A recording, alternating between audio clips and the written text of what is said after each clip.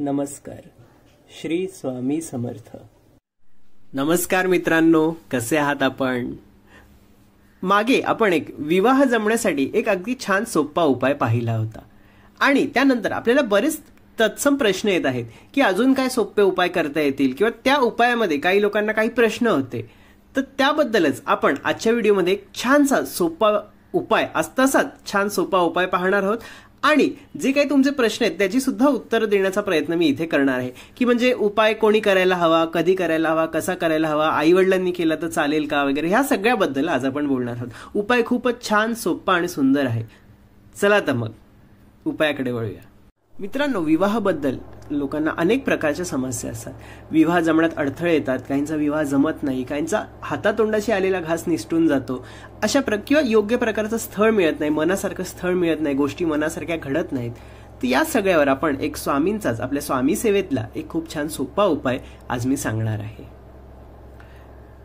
तर यासाठी आपण काय करायचं आहे बघा, पिवळ्या अक्षदा तयार करायच्या आहेत. अक्षदा ज्या आपण लग्नामध्ये वाहतो ना, अक्षदा मंगलाष्टकाच्या वेळेला, त्या अक्षदा तर तुम्ही घरच्या घरी सुद्धा तयार करू शकता. बघा, काय आपले तांदूळ असतात त्याला थोडी हळद लावून तुम्ही ओली करून हळद लावली आणि थोडी सुकवली की या पिवळ्या अक्षदा तयार होतात.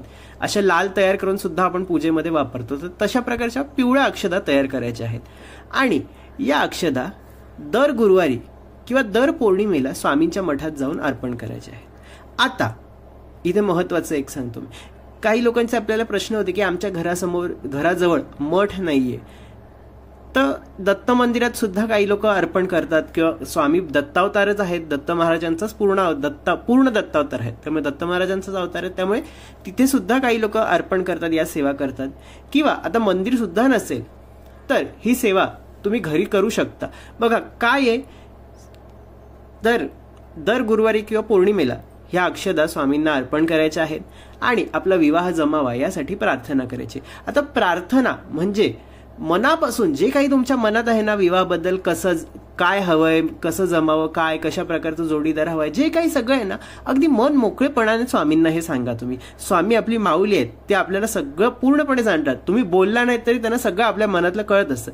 पण आपल्या ह्याच्यासाठी, आपल्या मनशांतीसाठी जे काही तुमच्या मनात आहे ना, सगळं व्यवस्थित स्वामींना सांगून प्रार्थना करा की विवाह जुळू दे, व्यवस्थित चांगला जोडीदार मिळू दे वगैरे, आणि या अक्षदा स्वामींना अर्पण करायच्या आहेत. आता काही तुमचे प्रश्न होते त्याकडे वळूया. मगाशी आपण एक बोललो की ज्यांच्या घराजवळ मठ नाही ते दत्त मंदिरात करतात, किंवा तुमच्या मठच नाही, मंदिर सुद्धा नाही, तर स्वामींना तसं तुम्ही सांगा की बाबा स्वामी आमचं असं असं आहे, हा प्रॉब्लेम आहे, आणि मग तसं सांगून तुम्ही स्वामींना घरी सुद्धा ते अर्पण करू शकता. स्वामी माऊली समजूतदार आहेत, ते तुमचा नक्की प्रॉब्लेम समजून घेतील.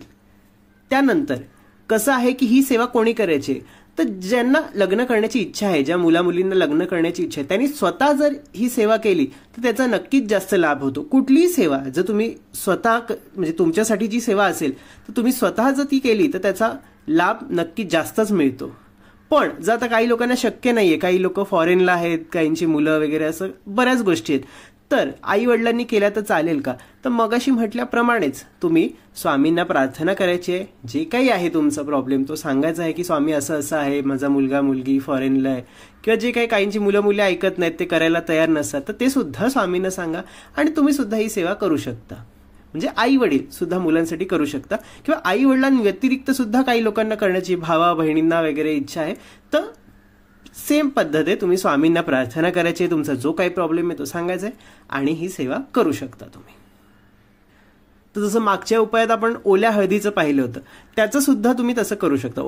ओली हळद सुद्धा तुम्हाला जर वाहायची असेल तर, म्हणजे ज्यांना लग्नाची इच्छा आहे त्यांनी स्वामींच्या मठात वाहायचे, किंवा नाही शक्य झालं तर आपण म्हटलं दत्त मंदिरात किंवा घरी वाहू शकता. आई वडिलांना करायचे असेल ते करू शकतात, किंवा इतर बहीण भाऊ वगैरे ज्यांना करायचे करू शकतात. तेच स्वामींना सांगायचं आणि करायचं. त्यामध्ये असा प्रॉब्लेम होता की ती ओली हळद 12 महिने मिळत नाही वगैरे, असं काहींचं होतं, काहींचे ते मिळत सुद्धा नाही. तर म्हणून त्यासाठी हा एकदम सोपा उपाय, घरच्या घरी तुम्ही या पिवळ्या अक्षदा तयार करू शकता आणि ही सेवा करू शकता. आणि पूर्ण विश्वास ठेवा, मनात चांगले विचार ठेवा, स्वामी नक्की तुमचं जे काही तुम्हाला जसा जोडीदार हवा, जे काही त्यासाठी योग्य मार्ग दाखवतील. आणखीन एक गोष्ट इथे सांगावीशी वाटते की काही लोकांनी मला विचारलेलं की लव्ह मॅरेज मध्ये त्यांना इंटरेस्ट असतो की लव्ह मॅरेज कसं काय होईल वगैरे, त्यासाठी काय करावं वगैरे. तर ह्यावर असं सांगावं वाटतं की तुम्ही स्वामींनाच प्रार्थना करा. तुम्हाला जसा जोडीदार हवाय, जे काही हवंय ते स्वामींना प्रार्थना करा. बघा, लग्न कशासाठी, जोडीदार मिळण्यासाठी करतो ना आपण चांगला, त्यासाठी स्वामींना प्रार्थना करा. मग स्वामींवर सोपं, ते बघून घेतील तुम्हाला कशा पद्धतीने तुम्हाला भेटवायचं. ते लव्ह मॅरेज, अरेंज मॅरेज जे काही ते स्वामींवर सगळं सोपं, ते बघतील काय ते. आणि पूर्ण विश्वास ठेवा आणि छान प्रसन्न मनाने सकारात्मक राहून ही सेवा करा आणि बघा तुम्हाला छान याचे परिणाम जाणवतील. आणि याचे परिणाम अवश्य मिळतात. मी अनेक लोक अशी बघितलेली आहेत की ज्यांची लग्न जमत नव्हती, अगदी वय खूप वाढून चाललं तरी जमत नव्हती, पण स्वामी सेवा केल्यावर लगेच त्यांची लग्न जमलेली आहेत.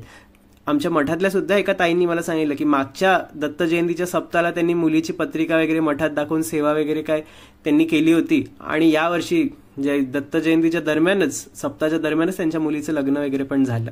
त्याचे स्वामींचे खूप छान छान अनुभव, लग्नासंबंधाचे खूप छान छान अनुभव लोकांना आलेले आहेत. आपल्या चॅनलवर सुद्धा एक व्हिडिओ आहे, तो सुद्धा तुम्ही पहा. मी पाहिजे तर व्हिडिओच्या शेवटी किंवा डिस्क्रिप्शनमध्ये सुद्धा त्याची लिंक देईन. चला तर मग आजचा व्हिडिओ तुम्हाला कसा वाटला ते आम्हाला नक्की लिहून पाठवा. आवडला असेल तर कमेंट करून नक्की सांगा आणि शेअर सुद्धा करा, ज्यामुळे जास्तीत जास्त स्वामी भक्तांपर्यंत ही सेवा पोहोचेल. आणि हो, आपल्या स्वामींचा महिमा या चॅनलला सबस्क्राईब करायला मात्र विसरू नका. चला तर मग, स्वामी तुम्हाला नेहमी सुखात, आनंदात आणि सुरक्षित ठेवो, हीच त्यांच्या चरणी प्रार्थना. धन्यवाद. श्री स्वामी समर्थ.